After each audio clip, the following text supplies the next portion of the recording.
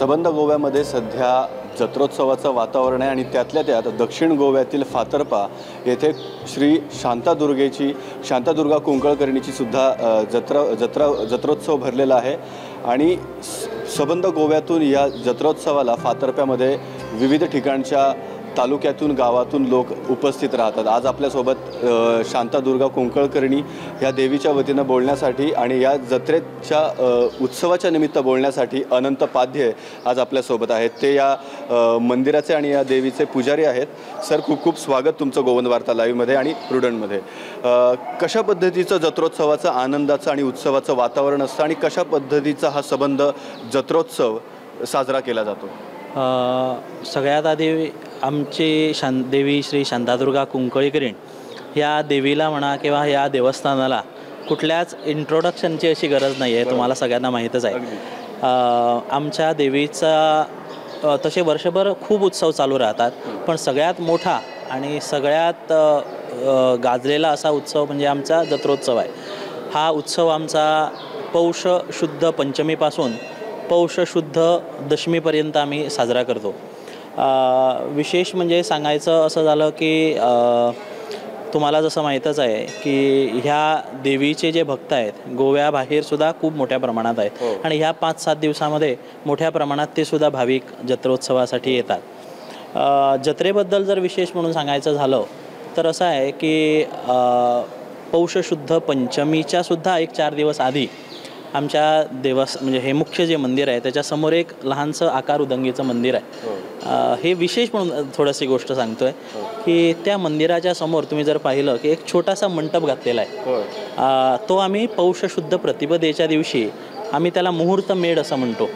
आता ती कशाला म्हणून असते की आम्ही त्या दिवशी आमच्या देवस्थानचे जे 12 मानकरी आहेत, ज्याला आम्ही 12 वांगडी असं म्हणतो, त्यांना घेऊन आम्ही ती मेढ तिथे रोवतो, म्हणजे तो मंडप तिथे घालतो आणि तिथे आकार उदंगी आमचा देव आहे त्याला तूप साखर ठेवून असं साकडं घालतो की अजून आता 4 दिवसानंतर आमच्या देवीची जत्रा सुरुवात होणार आहे, ती व्यवस्थित तुम्ही पार पाडावी देवांनी, सर्व देवांनी।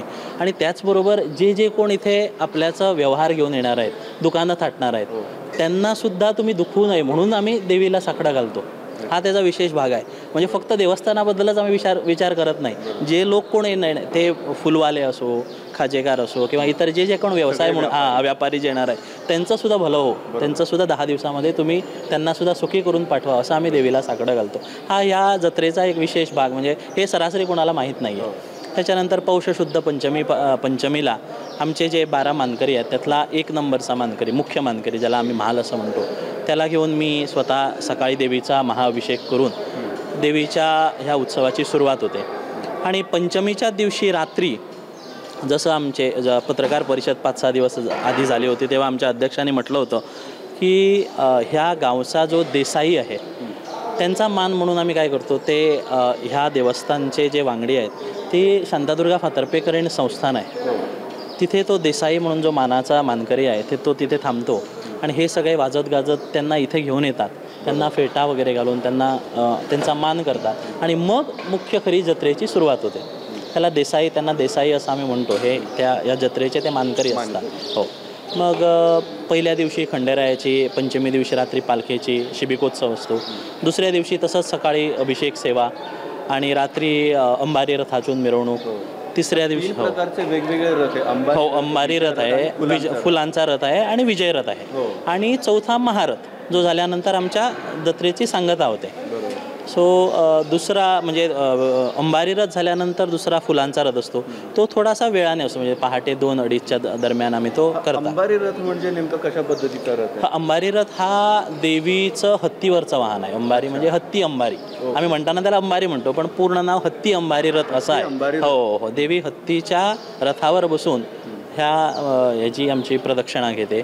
आणि दुसरा फुलांचा रथ आहे, म्हणजे तो आधीच्या काळात कसं होतं की तुम्ही सुद्धा थोड्या देवस्थानामध्ये अजून तो लालकीची पद्धत तुम्ही बघितलेली असेल, म्हणजे खानवर ह्याच्यावर घेतात आणि देवाला नाचवतात, सो तसातला पद्धत होता।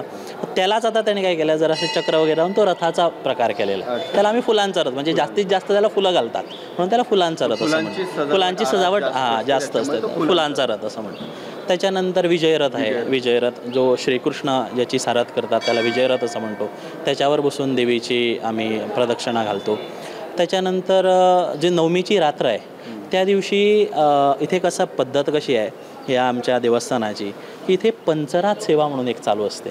पंचरात सेवा म्हणजे काय आहे की आम्ही देवीजवळ साकडं करतो की माझं अमकं काम झालं तर मी तुझ्या चरणाजवळ 5 रात्री इथे थांबणार. त्याला आम्ही कोकणीतून पंचरात असं म्हणतो. सो त्यांनी काय करायचं असतं की जेव्हा पंचमीला जत्रा सुरुवात होते त्या दिवशी ते भाविक इथे येतात आणि त्या दिवसापासून महारथ जोपर्यंत पूर्ण होत नाही तोपर्यंत ते इथेच थांबतात. आणि रात्री कंपल्सरी म्हणजे असं पद्धत आहे की रात्री ते झोपायला मंदिरामध्ये झोपायला असतात. हो, मंदिरामध्ये रात्रभर झोपतात. पूर्ण 5 दिवस ते ह्या गावामध्ये गावाच्या सीमेच्या बाहेर जात नाहीत. अशी एक खूप प्राचीन मान्यता चालू आहे. सो ते पंचरात करणारे जे माणसं आहेत ज्या बायका असू द्या किंवा हे असू द्या पुरुष असू द्या ते नवमीच्या दिवशी त्यांना इथे अभिषेक देवीला प्रत्यक्ष अभिषेक करण्याची प्रथा आहे ते करतात. आणि नंतर पूर्ण रात्र जागर असतो आणि दुसऱ्या दिवशी पहाटे म्हणजे दशमीच्या दिवशी पहाटे महारथ झाल्यानंतर ह्या जत्रेची सांगता होते. या दरम्यान जशी वेगवेगळ्या दिवशी किंवा इतर दिवशी देवीची पूजा असते तर जत्रोत्सवाच्या दिवशी जत्रेच्या निमित्तानं दिनक्रम काय असतो पूजेचा? दिनक्रम म्हटल्यावर सकाळची जी पूजा असते ती महाअभिषेकाचीच असते. म्हणजे पहिल्या दिवशी दुसऱ्या दिवशी सुद्धा तिसऱ्या दिवशी महाअभिषेक आणि कुंकुमार्चन सेवा करतो. चौथ्या दिवशी पण महाअभिषेकच होतो. देवीच्या जो दररोजचा अभिषेक असतो त्यामध्ये काही वेगळा प्रकार नसतो. रात्रीच्या उत्सवामध्ये फरक असतो म्हणजे रथामध्ये फरक असतो. आणि त्यामध्ये सुद्धा कसं आहे सप्तमीला तुम्ही जर पाहिलं की सप्तमीच्या दिवशी आणि पंचमीच्या दिवशी सप्तमीच्या दिवशी आणि नवमीच्या दिवशी हे ऑड नंबर्स आहेत. त्या दिवशी जागर म्हणून एक प्रकार असतो. देवीचा जागर असतो म्हणजे आमचे पेरणी म्हणून एक आमचे पेरणी जागर असतो देवीच्या समोर. हो विधी नाट्य प्रकार तो एक 15-20 मिनिटासाठी ते करतात देवीच्या समोर. हा फक्त पंचमी सप्तमी आणि नवमीच्या दिवशी रात्री असतो. रात्रीच्या म्हणजे रात्रीची जी आमची सेवा आहे त्यामध्ये प्रत्येक दिवशी वेगवेगळा प्रकार असतो. सकाळची जी सेवा आहे त्यामध्ये फक्त महाअभिषेक जो डेलीचा असतो तेवढाच असतो. आणि वडली जत्रा म्हणून एक होते त्या वडली जत्रेची काय आता वडली जत्रा म्हणजे असा प्रकार आहे की आता तुम्हाला माहीत आहे की दोनही मंदिरं आहे. दोन्ही मंदिरामध्ये जी दोन्ही लागोपाठच जत्रा होता आणि आधीपासून सगळ्यांना माहीत आहे की ही जत्रा ही मूळ आधीपासूनच आहे. ह्याला आम्ही किती वर्ष झाली मी सुद्धा सांगू शकत नाही कारण माझी आता 4थी पिढी आहे. आम्ही पुरोहितकी करतोय त्या आधीपासूनच चालू आहे. म्हणून म्हणताना सुद्धा ह्याला कोकणीतून आम्ही वडले देऊळ म्हणतात आणि ते लहान देऊळ किंवा छोटं देऊळ असं म्हणतात. म्हणून ह्या जत्रेला आम्ही वडली जत्रा असं म्हणतो आणि ती लहान जत्रा अशी एक म्हणायची पद्धत आहे इकडची. जसं आपल्याला माहिती आहे की गोवा ही देवभूमी आहे आणि त्यातल्या त्यात म्हणजे गोवा ही देवभूमी म्हटली जाते पण दक्षिण गोव्यामध्ये फातर्पा हे एक विशेष असं देवभूमी म्हटलं जातं कारण इथे एकच नाही तर 12 वेगवेगळ्या देवतांचा वास असलेली भूमी म्हणजे फातर्पा. तर ह्याबद्दलचा एक काय इतिहास सांगाल? आता ह्याबद्दलचं तुम्हाला आमच्या पुस्तकातून म्हणा किंवा बाकीच्या हिस्ट्रीच्या ह्याच्यातून सुद्धा तुम्हाला खूपशा गोष्टी माहीत असतील प्रेक्षकांना. पण मी एक ॲज माझा पर्सनल ह्याच्यामध्ये असं आहे की तुम्ही जर फातर्प्याच्या डोंगराळ भागामध्ये जाऊन पाहिलं म्हणजे ज्याला आम्ही पालखी रोड असं म्हणतो त्या पालखी रोडावर जो डोंगर आहे तिथून जर फातर्पा हा प्रकार पाहिला ना की तुम्हाला लक्षात येईल की चारही बाजूने त्याला डोंगराने ते घेरलेलं आहे आणि मध्ये ती दरी आहे. आता कसं आहे रोड ॲक्सेस असल्या कारणामुळे आम्हाला ते सोपं वाटतं. सो आधीच्या काळी कसं होतं की इथे सहसा कोणाला यायची तशी मतलब हे होत नव्हती म्हणून पोर्तुगीजापासून वाचवण्यासाठी सगळ्यात चांगली जागा ही होती. अगदी बरोबर. अगदी हो. म्हणजे देवदेवतांना ज्या वेळेला पोर्तुगीज बाटवायचा म्हणजे तशा पद्धतीच्या घटना घडत होत्या त्यावेळेला दक्षिणेतील मंदिरातील देवांना एक आश्रयाचं स्थान आणि तेच मग पुढे श्रद्धास्थान आणि पुढेच ते तीर्थस्थान बनतं. तसंच हो. आणि इथे कसं आहे मागून पाण्याची सुद्धा प्रवाह आहे म्हटल्यावर पाणी सुद्धा जवळ होतं. सो ह्या सगळ्या जे देवासाठी ज्या गोष्टी लागतात त्या सगळ्या गोष्टी इथे चांगल्या प्रमाणात होतात. म्हणून खूपशे देवस्थान हे म्हणा फातर्पेकरीण म्हणा मागून तिथे बेताळ आहे जवळच शांतादुर्गा किटलकरीण आहे 2 दिवस. सो अशा हे संस्थान. आता आम्ही अध्यक्षांशी सुद्धा बोलताना ह्या जत्रोत्सवामध्ये धार्मिक सलोखाही खूप चांगल्या पद्धतीनं जपला जातो. म्हणजे या जत्रोत्सवाच्या निमित्तानं अनेक व्यापारी येतात, हे विविध जाती धर्माचे असतात. कुंकू विकणारे सुद्धा साधे व्यापारी जे आहेत ते मुस्लिम समाजातून आहेत आणि विविध प्रकारच्या जाती धर्माचे लोक या जत्रोत्सवामध्ये आपल्याला पाहायला मिळतात. ख्रिस्ती बांधवही मोठ्या संख्येनं जत्रोत्सवात सहभागी होतात आणि ते सुद्धा ही जत्रा खूप मोठ्या आनंदानं साजरी करतात. त्यांच्यासुद्धा घरी खूप चांगल्या पद्धतीनं आनंदाचं वातावरण बघायला मिळतं. तुम्ही असं म्हणजे असे म्हणत होते की माझ्या लहानपणात म्हणा किंवा 40 आमचे हिंदू बांधवापेक्षा मी असे म्हणतात माझे वडील म्हणायचे, पूर्वज आपले म्हणायचे की आमचे हिंदू बांधवापेक्षा 1.5 पटीने जास्त ख्रिस्ती बांधव इथे येत होते. ते अजूनही येतात असं आहे. पण सगळ्यात मोठी जत्रा जी भरायची ही त्या ख्रिस्ती बांधवावरूनच भरायची आधी 50-60 वर्ष आधी. सो एवढी म्हणजे या देवीची सासाय आहे आणि एवढी म्हणजे अजूनसुद्धा ते भक्त अधूनमधून म्हणजे जरी जत्रेला पोचले नाही तरी अधूनमधून येऊन आपल्याची सेवा ते करून जातात. गोमंतकीयांना आणि गोव्यातील संबंध भाविक भक्तांना काय सांगाल? शेवटचा प्रश्न. सगळ्या गोमंतकीयांना किंवा तुमच्या प्रेक्षकांना मी देवीजवळ असंच एक साकडं करतो की सगळ्यांना उदंड आरोग्य आयुष्य प्राप्त हो आणि देवी शांतादुर्गा तुमच्या मनातील सगळ्या इच्छा पूर्ण करो हीच तिच्या चरणी प्रार्थना. थँक्यू.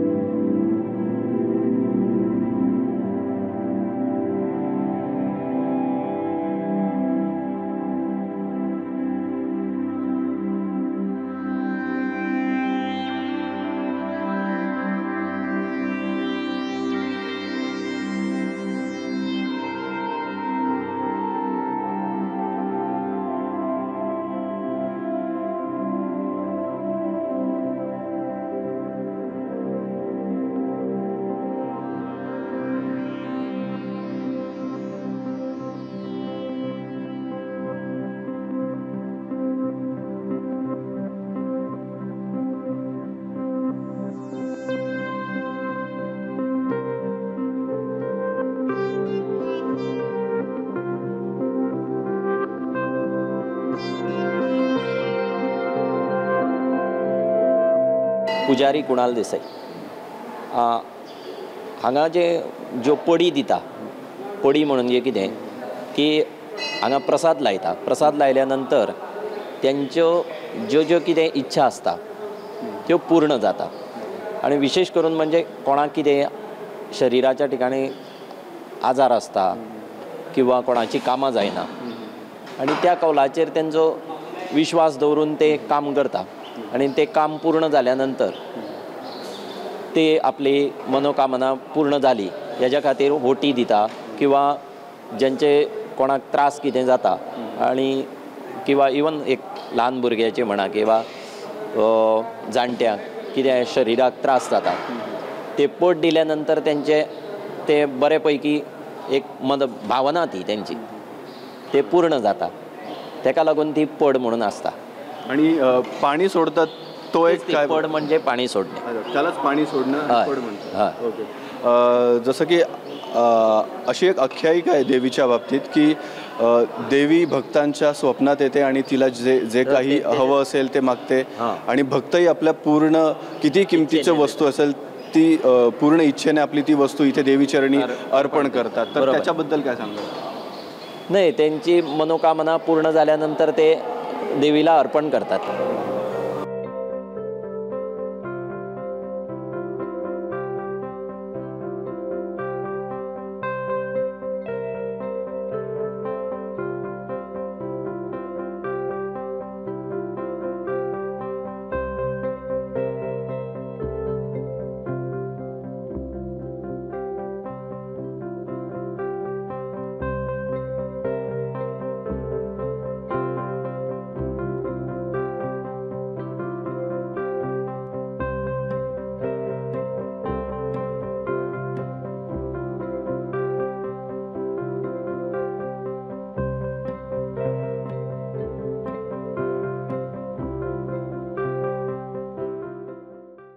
नमस्कार. हांव कवेंद्र श्रीकांत देसाय, श्री शांतादुर्गा कुंकळकर्णी देवस्थानाचो अध्यक्ष. माझे साथी आमचे खजिनदार श्री दर्शन बंटू देसाई, आमचे मुख्त्यार सुभाष पळपुटो देसाई, आमचे सचिव विराज यशवंत देसाई, यांचे सगळ्यांचे वतीन हांव भाविकांक आवाहन करता की आमचो जो शांतादुर्गा कुंकळकर्णीचो जत्रोत्सव आसा 27 डिसेंबराच्या 2022 सुरू जाता. हो जो जत्रोत्सव आसा हो आमचो वार्षिक पारंपारीक आसा. हो पौष म्हयन्याच्या पंचमीच्यान सुरू जाता. पौष म्हयन्याची पंचम 27 डिसेंबर 2022. हाज्या पयल्या दिसाक सकाळ फुडें आमचे जे 12 वांगडी आसा ते सकाळ फुडें अभिषेक करता आनी तेजे नंतर सांजचे आमी जात्रा सुरू जावचे पयलीं ही जी जागा आसा ज्या देसाई कुटुंबान आमकां दिल्ली आसा त्या देसाई कुटुंबाच्या एक मनशाक आमी हांगा हाडून तेजो भोवमान करता आनी आमचे 12 गांवकार नेमांक बसता आनी पारंपारीक प्रमाणे आमची जात्रा सुरू जाता. पयल्या दिसाक 27 डिसेंबराक आमी पालखी आसता आमची. ती पालखी जातकच देवळान आरती प्रसाद जाता आनी पयल्या दिसाची समाप्ती जाता. दुसरे दीस म्हणजे पौष षष्टी व 28 डिसेंबर 2022 ह्या दिसाक रातचे 10:30-11च्या दरम्यान देवीची अंबारी रथातून मिरवणूक जाता, आतिशबाजी जाता, तेजे नंतर आरती प्रसाद जाता आनी षष्टीचे दिसाची समाप्ती जाता. तेजे नंतर सप्तमी 29 डिसेंबर 2022 ह्या दिसाक फुलांचो रथ हो आमचो पारंपारीक रथ, हो खूब मूळ रथ आमचो. सो ह्या रथाक जी रथाची जी मिरवणूक आसता ती सांजची सकाळची फाल्यार 3 जाता. सो तेजे नंतर आरती प्रसाद जावन त्या दिसाची समाप्ती जाता. तशेंच मागीर अष्टमीक आमचो जो विजयरथ आसा त्या रथांतल्यान देवीची मिरवणूक जाता जी रातची 10:30-11च्या दरम्यान रथाची मिरवणूक जाता. ताजे नंतर आरती प्रसाद जावन आमची त्या दिसाची सांगता जाता. ताजे नंतर नवमी हो आमचे खातीर खूब व्हडलो दीस. ह्या दिसाक हो जो रथ आमी ओडटात 1 तारखेर सकाळचो संक हो महारथ हो आमचो मूळ रथ. ह्या रथाक प्रचंड लोकांची उपस्थिती आसता. गोंयचीच न्हय तर गोंयची शेजारची जी राज्य आसात म्हणजे आमचे महाराष्ट्रांतले सिंधुदुर्ग जिल्हा म्हणा किंवा कर्नाटकांतले कारवार जिल्हा म्हणा ह्या गांवांतले लोक उपस्थित जाता. कारण आमची जी देवी आसा ती मागणेची देवी म्हणून फामाद आसा. लोकांची सगळ्यांची जी मागणी आसतात ते लोक ह्या देवीच्या मोठ्या उत्सवाक महारथाक मोठ्या प्रमाणात हांगा उपस्थित असतात. आनी तशेंच भाविकांक सांगूंकशें दिसता की आमी 27 तारखेच्यान रातीच्यान आनी ताजे नंतर 28 तारखेर दनपरां रातची आनी 1 तारीख मेरेन आमची लोकां खातीर महाप्रसादाचें आमी आयोजन केल्लें आसा. त्या महाप्रसादाचें आयोजन जें केल्लें आसा तेजो लाभ लोकांनी घेवचो अशें आमी लोकांक आवाहन करता. तशीच आमची जी देवी आसा तिका लोक खूब दागिने म्हणा कपडे म्हणा हे आपल्याक दितात. ते देवीन आपल्या कडेन मागले म्हणून ते अर्पण करतात. सो ते जे दागिने आनी त्यो ज्यो वस्तू आसा त्या सगळ्या वस्तूंचे 2 तारीख ते 6 तारीख मेरेन हांगा मामलेदाराचे एक रिप्रेझेंटेटीव येता, तेजे उपस्थितीन हे लिलाव जाता. सो त्या लिलावांकय तुमी सहभागी जावचे आनी हो लिलावय यशस्वी करपाक तुमी आमकां मदत करची अशें हांव लोकांक आवाहन करता.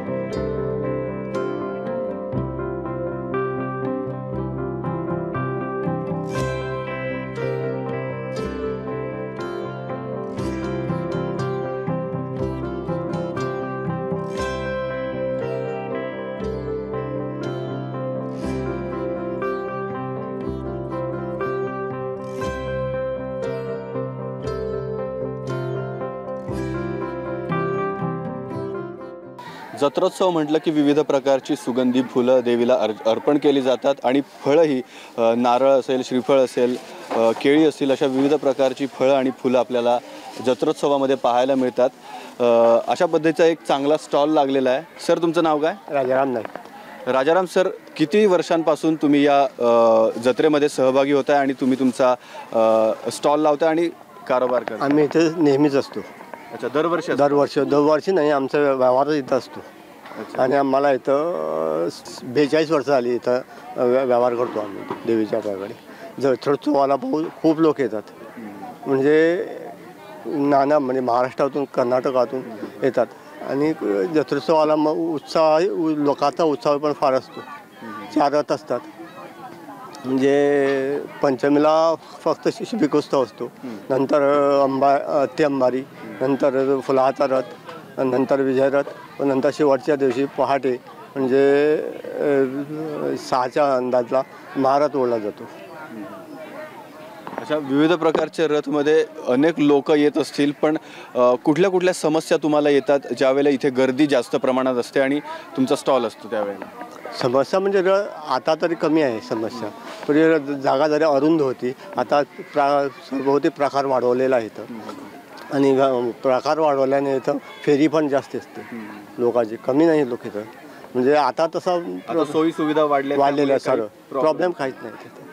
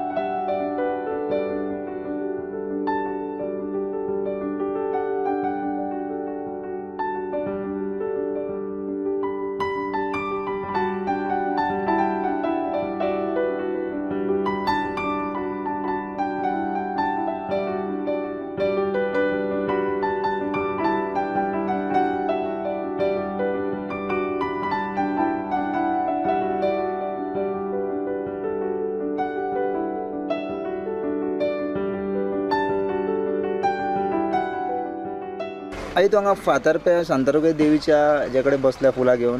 कितली वर्सां जाली तूं बसता आनी तुजें नांव कितें? म्हाका 40 वर्सां जालीं बसता. म्हजें नांव भानुमती नायक मामलेकार. तूं हांगाच रावता? ना, खांडेपारा. खांडेपारा. बट तूं वर्साक एकदां येता? वर्सा मदीं कितें आसल्यारूय येता. सो देवी बद्दल तूं कितें सांगूंक सोदता? देवी बद्दल कितें सांगूंक सोदता? देवीची भावना कशी आसा? भावना बरी आसा. भावना एकदम बरी आसा. हय, सामकी बरी आसा. तुज्या वयल्यान हें सगळें आसा चलता. हे आमची देवीची म्हणजे एक देवस्थान सामकी जागृत. हांव आतां फुलिकपाक लागल्या 30 वर्सां जालीं हांगा. पूण इतलें कोणाक अगदी दुखयना, जावं फुलकारां जावं दुकानकार, कोणूय कितें कसलो धंदो करून बसो, कोणा ही देवीन आजून तशी दुखयली ना. हेतून बशी बंद पडलेल्यो, हें जाल्लें, बंद दवरलेलें लॉकडावन न्ही, खूब हें जाल्लें, बशी ना म्हण सगळें बंद केल्लें. कोणूच ती देवी फुड्यान येयली ना, लोक ना म्हण. पूण देवीन सांगलें जागृत आपल्या तुमी जात्रे येवपा जाय म्हणटा थापट मारून सांगलें आसा सपना वचून. आनी तो लोक कोण कोण चलोन पसून लोक हांगा येयल्लो आहा. खूब वर्सां जालीं. आतां न्हू, पयलीं लॉकडावन म्हणजे आतां. इतले एक दिसाक आनी लोक सगळे फुलकार जावन दुकानदार रडपा लागले आमगेन तन्नू उरलो सगळें आनी जावपाना म्हणून. एक रातयें देवका लोकांनी वेपार खाली केलें तेणी. एक रातयें तेणी लोकांक भरलें थंय. अशी आमची देवीची जागृत चमत्कार. आनी मारल्या उल्यार ती सामकी पावता, केन्ना दुखयना ती कोणाक, कसलें संकश्टांत जावप. तुजें नांव कितें? म्हजें नांव चंद्रावती.